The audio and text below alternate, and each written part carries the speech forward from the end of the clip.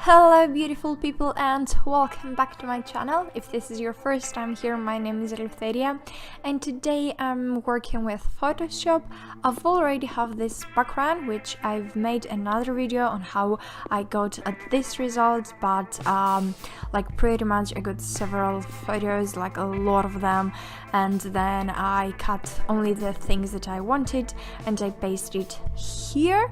And now pretty much I'm doing the same thing. I have these photos and in them I'm going to write some letters, but for the background I'm going to have the pictures that I'm inserting now. So this is not a tutorial, it's just a project that I'm working for my masters, and like I have a couple of more videos that I would like to share with you, as I think that it's an interesting project.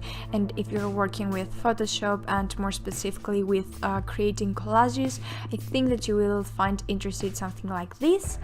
Anyway, if you like it or even if you didn't, just leave a comment below and share your thoughts with me.